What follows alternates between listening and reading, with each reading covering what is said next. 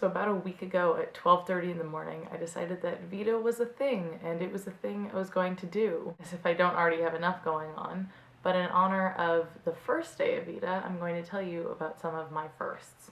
The first time I broke a bone, I was about 4 years old, and it was late August, and we were in our friend's backyard. We were all on the slip and slide, and I must have been going too fast or something because I pulled my arm back to brace myself when it snapped. I went to the doctor's office the next day, as you would hope that I would, and they almost refused to take x-rays on me because I was so stoic that they couldn't tell I was in pain. They thought that I wasn't in enough pain to have broken my arm, so they weren't even gonna run the x-rays. My mom told them, no, seriously, just run the x-rays, it's not a big deal, and my arm turned out to be broken. Once they found out it was broken, they put a cast on me, all that jazz, but we were going to Disneyland in 2 weeks. So I have a bunch of pictures of me on Splash Mountain with a plastic bag over the cast so it wouldn't get wet. Also, while we were at Disney, I wouldn't let any of the other characters sign my cast until Mickey signed it. He had to be the first one to sign my cast before anyone else could. So I passed up all the princesses just because we hadn't found Mickey yet. So my parents started thinking, this is getting a little bit ridiculous. We need to find Mickey so that the characters can sign our cast.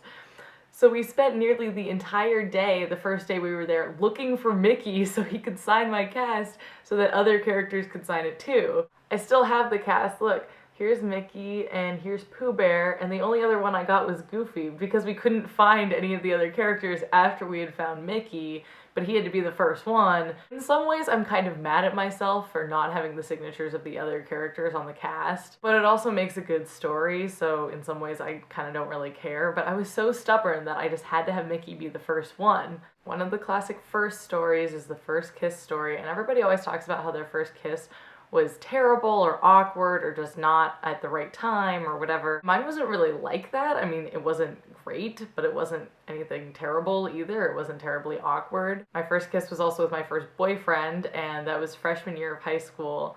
And we only dated for 3 weeks before I dumped him over a text message.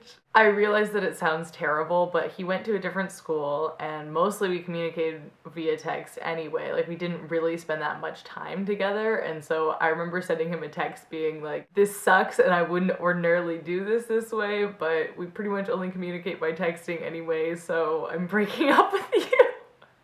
But anyway, the first kiss story, we were just at his house and he was like, can I kiss you? And I said yes, and so he did, and it was fine, but it wasn't special and whatever. It wasn't a big deal. My final first story is the first time I rode an airplane by myself. And this is actually the only time that I rode an airplane by myself. I was flying home from a camp in Indiana, and during the time I was in Indiana, I fell ill with a thing called valley fever. Valley fever doesn't actually give you a fever, but it has something to do with your lungs. So I had a hard time breathing and I had a lot of chest pain, so I went to the ER because that's what you do when you have trouble breathing and you have chest pain. I went to the ER the night before my flight home, which means that when I was actually getting on the plane, I hadn't slept at all. I kind of felt crappy. I was still on a bunch of pain meds, and I was looking a hot mess, I'm not gonna lie. I mean, you spend the night in the ER and you don't look good. Like, that's just a fact of life. And you know when you get on a plane and you have your ticket and you secretly hope that there's gonna be somebody attractive sitting next to you? The one time that has actually happened to me was this time when I was looking a hot mess and I wasn't feeling well and I hadn't slept at all. He was this really cute and really nice college guy, and I'm sure I spent the majority of the flight sleeping on him, and not in the cute way, but in the like drugged up and gross way. So yeah, thanks universe for making the one time I sit by the hot guy on the plane the time when I'm not looking my best. Tell me some of your first stories in the comments below, and I will see you tomorrow.